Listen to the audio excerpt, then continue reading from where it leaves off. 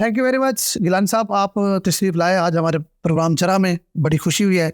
जरा प्रोग्राम जो है वो नेशनल तो गुफ्तगू होती है, लेकिन हम इलाकाई जो है उसकी कोशिश करते हैं। और आज हम बात करेंगे गिलानी फैमिली पर और आपके हल्का पर, क्योंकि आप पहली बार इलेक्शन में आए हैं। पहले तो आप बिलावल साहब के साथ जब पार्टी पॉलिसी में रहते थे, अब बाकायदा तौर पर आप इलेक्शन में हिस्सा लेने जा रहे हैं, तो कैसा फील कर रहे हैं? हल्के में जा रहे हैं, पहली दफ़ा आप आवाम में बराह रास्त वोट मांगने जा रहे हैं, क्या फील कर रहे हैं? इसको थोड़ा सा रिफ्रेज भी कर देता हूँ, ऐड कर देता हूँ। वो ये कि आप अब तक इलेक्शन लड़वाते रहे हैं, अब आप इलेक्शन लड़ रहे हैं, इसी सवाल की कंटिन्यूटी है ये। Thank you very much. सबसे पहले तो जमशेद भाई आपका शुक्रिया, खार भाई आपका शुक्रिया। और मैं ये बात कहना चाहता हूँ कि आपका जो शो है वो मैं हमेशा फॉलो करता हूँ, और साउथ पंजाब की पॉलिटिक्स पे जिस तरह आप अपना तबसरा देते हैं, यकीनन मेरे लिए भी वो एक बड़ी बहुत अहमियत होती है उसकी। मैं सुनता हूँ, देखता रहता हूँ आपके शोज़, और हमेशा आपके शो फॉलो करता हूँ। आपकी माशाल्लाह एक बहुत अच्छा ये इनिशिएटिव है। और जहाँ तक आपका सवाल है रिगार्डिंग प्रैक्टिकल पॉलिटिक्स, तो मैं हमेशा से अवॉइड करता रहा कि मैं इलेक्टोरल पॉलिटिक्स में ना आ सकूं।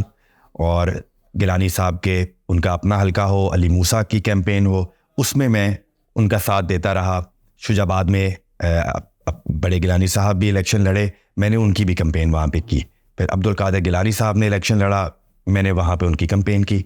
मैं अब यकीन माने मैं ये जो इलेक्शन वाली पॉलिटिक्स है इसको कोई इतना अच्छा नहीं समझता था। मेरा मकसद ये था कि अगर किसी ने कोई अच्छा काम करना है, लोगों की मदद करनी है, तो वो आप ज़रूरी नहीं है कि आप इलेक्शन लड़के ही लोगों की मदद कर सकते हैं। आप बाहर बैठ के भी लोगों के काम में उनकी हेल्प कर सकते हैं। और यहाँ पर साउथ पंजाब में जो मेरे दिल के करीब जो चीज़ थी वो यहाँ पे हेल्थ के इश्यूज़ थे। मेरी कोशिश होती थी कि यहाँ से जितने भी लोग जिनको ज़रूरत है इलाज की, उनको सिंध में आप जानते हैं कि पीपल्स पार्टी ने वहाँ पर लिवर ट्रांसप्लांट के, किडनी ट्रांसप्लांट के और हार्ट डिजीज़ के लिए बहुत ही state of the art hospitals बनवाए, जिसमें मुफ्त इलाज पेशेंट्स का करते थे। तो मेरी ये कोशिश होती थी कि मैं ज़्यादा से ज़्यादा लोगों को मुल्तान से, जनूबी पंजाब से, सखर, खैरपुर में उनके इलाज करवाऊं, और उनकी ताकि वो माशाल्लाह बहुत अच्छा मेरा वो एक्सपीरियंस रहा। फिर गिलानी साहब, क्योंकि आप जानते हैं कि वो पार्टी के वाइस चेयरमैन भी हैं और वो पार्टी के डिसिप्लिन को हमेशा फॉलो करते हैं, तो एमएनए वो यहाँ से मुंतखब हुए। उसके बाद गिलानी साहब को पार्टी ने कहा कि आपको हम चेयरमैन सेनेट के लिए नॉमिनेट करना चाहते हैं, तो आप काइंडली सेनेट में आ जाएं। तो गिलानी साहब ने हमेशा पार्टी को रिस्पेक्ट दी है, उनके डिसीजन माने हैं। इस दफ़ा भी उन्होंने पार्टी का डिसीजन माना। एक रिलक्टेंस ज़रूर थी, गिलानी साहब ने ये ज़रूर कहा कि मेरे लिए ये ज़्यादा एजाज़ की बात है कि मैं अपने 2 बेटों के साथ नेशनल असम्बली में ही बैठूं, बजाय इसके कि मैं सेनेट में, जहाँ पे मैं पहले भी रहा हूँ 3 साल, मैं वहाँ चला जाऊँ। तो लेकिन पार्टी ने कहा हमें आपकी वहाँ पर ज़रूरत है, जिस वजह से उनकी सीट जो है वो वेकेंट हो गई। और उस सीट पे फिर बिलावल भुट्टो ज़रदारी साहब की ख्वाहिश थी, सदर आसिफ अली ज़रदारी साहब की ख्वाहिश थी कि आप अपने बेटे अली कासिम को वहाँ से कंटेस्ट करवाएं। तो गिलानी साहब ने मुझे कहा, पार्टी ने भी कहा, तो मैं रिलक्टेंटली आ गया हूँ, लेकिन उम्मीद करता हूँ कि मैं कुछ डिफरेंस पैदा कर सकूँ हल्के में भी, और यहाँ पे कुछ मुख्तलिफ अंदाज से काम करके दिखाऊँ। क्योंकि आप जानते हैं कि यहाँ पे मुल्तान की आवाम ने जो एक मैंडेट दिया है पाकिस्तान पीपल्स पार्टी को और गिलानी ख़ानदान को, ये हमारे लिए एक एजाज़ की बात तो है ही, लेकिन हमारे ऊपर ये ज़िम्मेवारी बहुत बड़ी है। और अगर हम इस दफ़ा परफॉर्म नहीं कर सकते तो आगे जाके फिर हमारे लिए मुश्किलात पैदा होंगी। तो मैं चाहता हूँ कि कुछ मुख्तलिफ अंदाज से लोगों की खिदमत की जाए और कोई out of the box thinking लेके आई जाए, एक नई तर्ज की सियासत मुल्तान में मुतारिफ कराई जाए और लोगों को कुछ डिफरेंट करके हम दिखाएं। अच्छा गिलानी साहब, ये तो बड़ी अच्छी बात है कि आपको इस बात का इदराक है कि अवाम ने जितना गिलानी ख़ानदान को मैंडेट दिया है उतनी बड़ी जिम्मेदारी भी आप लोगों पर आयद होती है। अब लोगों का ये भी सवाल है कि गिलानी ख़ानदान अपने कारकुनों को क्यों आगे नहीं लाता। अपने मतलब ये कि एजाज़ भी है, मुल्तान का रिकॉर्ड भी है कि किसी भी फैमिली के 3 बेटे कौमी असम्बली में होंगे आपके जितने के बाद, और 1 बेटा सूबाई असम्बली में होगा, और ख़ुद वो सेनेट में होंगे, चेयरमैन सेनेट होंगे। तो ये एक एजाज़ अपनी जगह, लेकिन लोग ये क्वेश्चन भी ज़रूर करते हैं कि पीपल्स पार्टी के और कारकुन या और लोग, उनको आगे क्यों नहीं लाया जाता। ये बहुत अच्छा सवाल है और मेरे दिल के बड़े करीब थी। मुझे भी इस पे काफ़ी तकलीफ़ होती थी जब लोग ये कहते हैं कि आप सब एक ही ख़ानदान से इलेक्शन लड़ रहे हैं। तो इसमें मेरा एक इस पे एक मौक़िफ़ है कि ना सिर्फ मुल्तान में गिलानी साहिबान इलेक्ट हुए हैं, बल्कि हमारे साथ 4 MPA भी मुंतखब हुए हैं, और उनमें से एक MPA राणा ताहिर शबीर साहब सिर्फ 900 वोटों से वो हारे, हमारी नज़रों में वो जीते हुए। तो एक तो ये एक अच्छी बात है कि मुल्तान में पीपल्स पार्टी का झंडा गिलानियों के अलावा भी किसी ने उठाया हुआ है। और इसके बाद राना महमूद हसन साहब, आप जानते हैं परसों उनका इलेक्शन है सेनेट में, वो इंशाल्लाह ताला पीपल्स पार्टी की नुमाइंदगी करेंगे। उसमें भी मुझे बड़ी खुशी हुई और पार्टी ने ये बड़ी मेहरबानी की है हमारे ऊपर भी और मुल्तान के ऊपर भी कि उन्होंने मुल्तान से राना महमूद हसन, जो कि एक राजपूत बिरादरी से ताल्लुक़ रखते हैं, उनको पाकिस्तान पीपल्स पार्टी का टिकट दिया है। और वो शहर में उनकी पॉलिटिक्स है और शहर का जो लोड होगा पब्लिक का।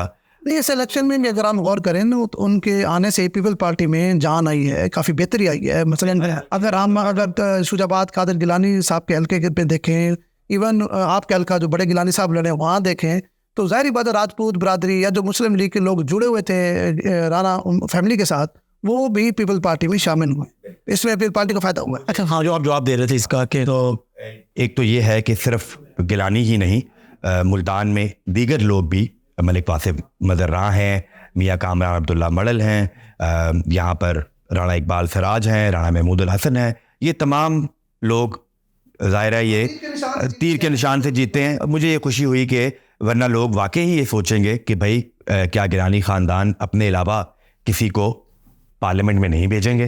तो अब अल्हम्दुलिल्लाह गिलानियों के अलावा भी मुल्तान में पीपल्स पार्टी की नुमाइंदगी करने के लिए लोग मौजूद हैं, तो इस पे हमें बहुत खुशी है। अच्छा, आपने बात की अपने पहले हिस्से में, आपने बार बार ये कहा आप आउट ऑफ बॉक्स कुछ करना चाहते हैं, आप मुख्तलिफ कुछ करना चाहते हैं और कुछ करके दिखाना चाहते हैं। क्या जहन में है, क्या मुख्तलिफ आप कर सकते हैं? उसमें मेरी कुछ सियासी तरजीहात मुख्तलिफ हैं गिलानी साहब से। आप जानते हैं कि गिलानी साहब का जो हमेशा तरजीह रही है वो डेवलपमेंट रही है, और वो मुल्तान का नक्शा जो उन्होंने बदला 2013 में, और एक तरक्की का सफ़र जो मुल्तान में शुरू हुआ 2008 में, वो 2013 में रुक सा गया। गिलानी साहब की अभी भी वही ख्वाहिश है कि जो सफ़र 2013 में रुक गया था उसको वहीं से हम शुरू करें और मुल्तान में मज़ीद मेगा प्रोजेक्ट्स लेके आएँ, जैसे कि कैडेट कॉलेज है, जैसे कि कोई नया हॉस्पिटल जो कि निस्टर 2 है उसकी तामीर के लिए हम कर सकें। बिग प्रोजेक्ट्स में ये डुअल कैरेज वे गिलानी साहब ने शुरू करवाई है, हेड मोहम्मद वाला ब्रिज को जो जाती है सड़क, फिर रिंग रोड भी प्रोजेक्ट है। दोनों हमारे bypasses, southern bypass, northern bypass, maintenance मांग रहे हैं, रिपेयर मांग रहे हैं। और वो फिर विहाड़ी रोड जहाँ पे इतने एक्सीडेंट होते हैं कि यकीन माने हम जनाजे पढ़ के लोगों के थक गए, और दिल को तकलीफ़ होती है जब पता लगता है कि एक और एक्सीडेंट हो गया। जी, तो गिलानी साहब की तो प्रायोरिटी वही रहेगी, अपना जो हमेशा से वो काम करते रहे डेवलपमेंट की तरफ। मेरे नज़दीक जो मेरी सियासी तरजीहात होंगी वो उनसे मुख्तलिफ हैं। मेरा फोकस ज़्यादा, एक तो ये जो मुल्तान में हमारे इदारे हैं जिसमें एडमिनिस्ट्रेशन है, पुलिस का इदारा है, मैपको का इदारा है, सुई गैस का, ये तमाम इदारे जो हैं वो उसमें लोगों को बहुत तकालीफ है।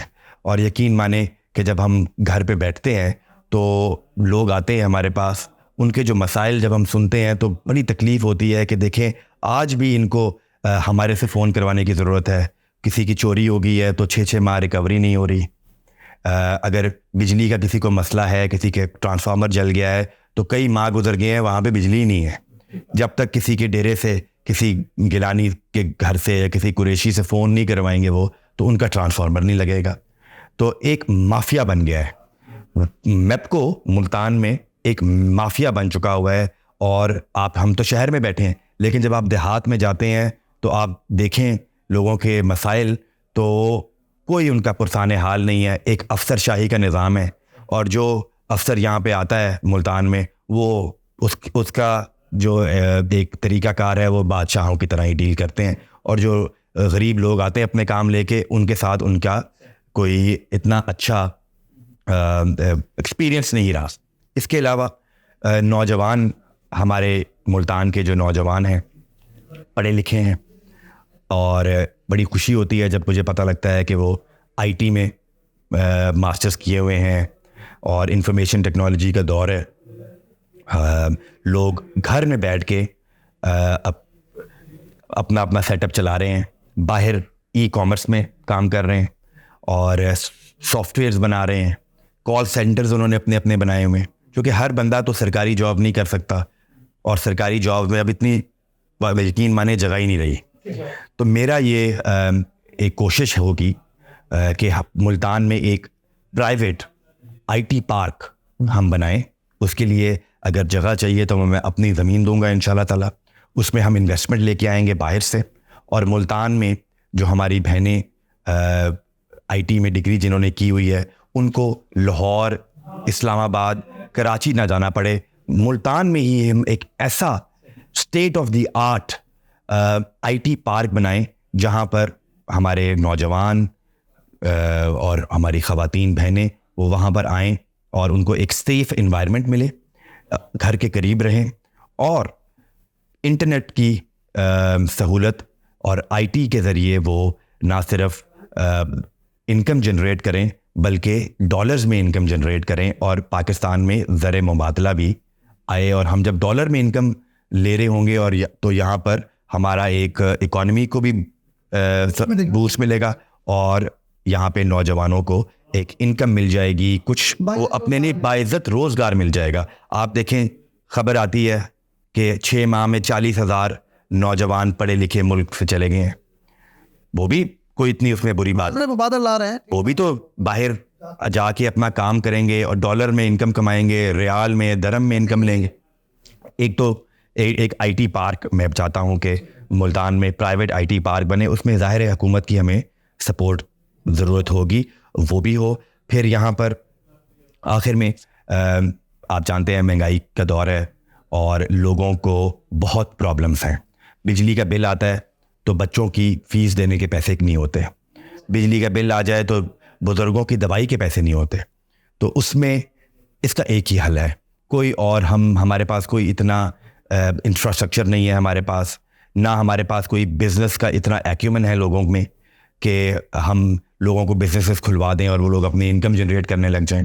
उसका एक ही हल है कि जब तक आप गरीब आवाम के जेबों में पैसे नहीं डालेंगे, चाहे वो सोशल सिक्योरिटी के ज़रिए हो, एक सोशल जिस तरह बेनज़ीर इनकम सपोर्ट प्रोग्राम एक बहुत ही इनकलाबी प्रोग्राम है जो कि बाहर की ऑर्गेनाइजेशंस भी, वर्ल्ड बैंक, यूएन उनको सपोर्ट कर रहे हैं।